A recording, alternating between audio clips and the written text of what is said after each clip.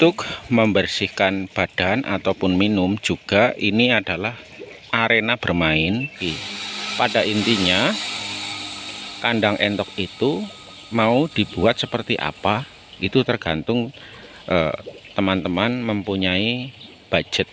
Jika beli entok tidak memikirkan kandang apalagi memikirkan pakan, itu tidak. Padahal antara kandang dan pakan itu sangat penting sekali. Terus bagaimana nanti cara penjualan itu juga harus penting sekali ya teman-teman ya. Bukan hanya melihara, menetas, membesarkan, lalu bagaimana menjualnya itu juga sangat penting. Nah,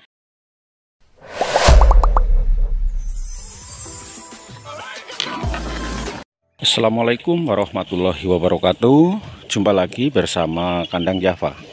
Di pagi hari ini sangat menyenangkan sekali melihat peliharaan yang sedang pada membersihkan badannya setelah diberikan pakan. Nah, review kandang teman-teman, inilah kandang kami, kandang pemula yang masih belajar. Kami tinggal di Kota Malang. Saya membeli pagar-pagar bambu ini di tetangga saya, jual ya, jual. Untuk panjangnya 4 meter, tingginya 170 meter, harganya Rp60.000, sudah dikirim sampai ke lokasi.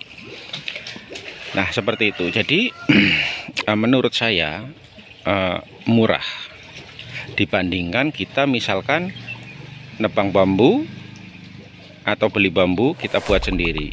Itu akan memakan waktu.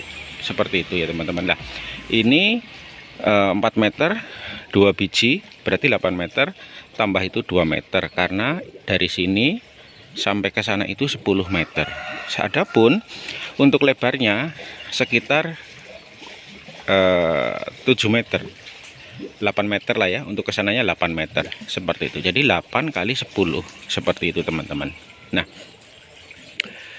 pentingnya kolam untuk minum dan mandi seperti ini ya teman-teman.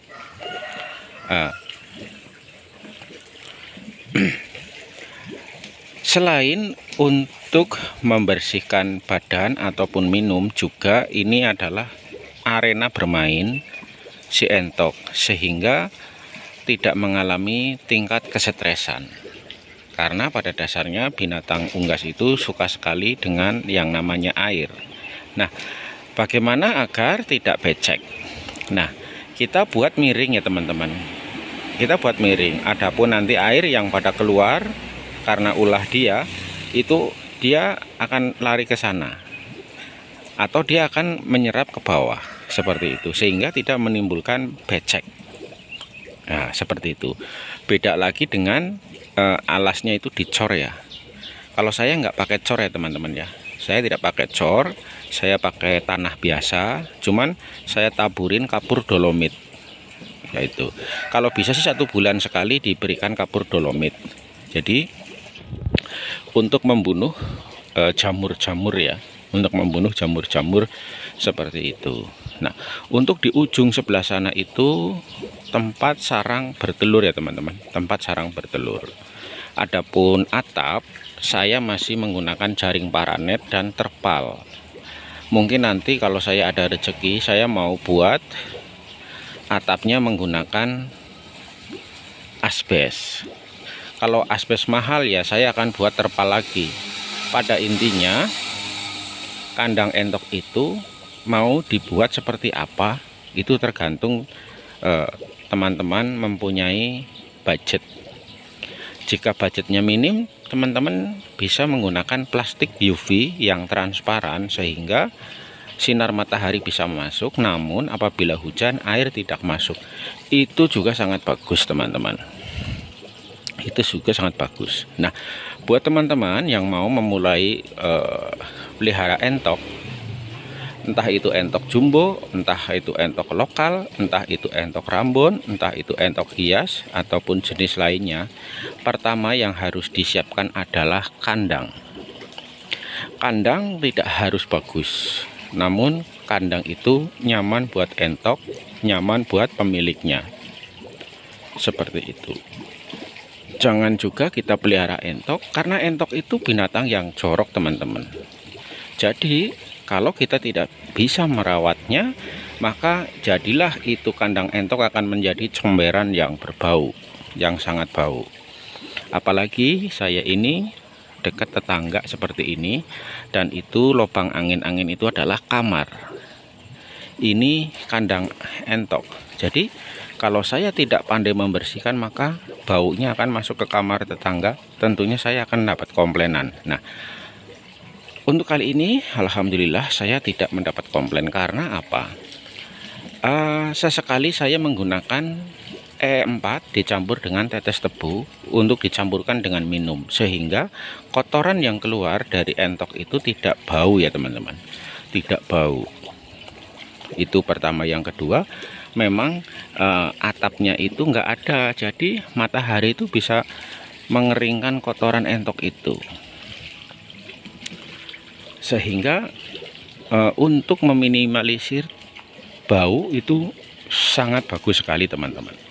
Ya, jadi seperti itu. Jadi di sini saya tidak mengajari, saya hanya menceritakan pengalaman saya, bahwa saya dulu tiba-tiba beli entok, tidak memikirkan kandang, apalagi memikirkan pakan. Itu tidak. Padahal antara kandang dan pakan itu sangat penting sekali. Kandang dan pakan itu sangat penting sekali. Karena apa? Tidak tertutup kemungkinan entok-entok ini nanti tidak lama lagi akan bertelur. Setelah bertelur dia akan menetas. Setelah menetas butuh pakan yang sangat banyak. Bukan berarti kita itu harus menyetok pakan, itu bukan. Namun kita bisa memprediksi bahwa nanti kebutuhan pakan itu akan banyak. Apa ini yang harus kita persiapkan? Apa yang harus kita lakukan? Nah, seperti itu ya. Jadi antisipasi. Kalau saya nanti kalau ini sudah umur 1 bulan, ini makanya banyak, nggak mungkin saya kasih pur. Saya mesti harus cari sayur mayur di pasar, ataupun tales, ataupun apalah, atau eceng gondok, azola, ataupun giambang. Itu banyak sekali alternatif pakan. Nah, apakah mau entok itu dicoba dulu? Jika populasinya banyak, dikasih apa saja mau teman-teman, dikasih apa saja mau. Namun tetap yang namanya protein harus ada ya. Sesekali kita kasihkan pur pada saat pemberian pakan, entah itu 1 gegam, entah itu 2 sendok untuk konsentrat daging, seperti itu.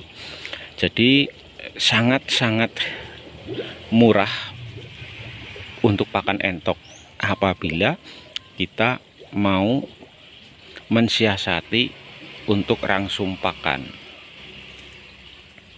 seperti itu. Nah, terus bagaimana nanti cara penjualan? Itu juga harus penting sekali ya teman-teman ya. Bukan hanya melihara, menetas, membesarkan, lalu bagaimana menjualnya, itu juga sangat penting. Nah, seperti apa penjualannya?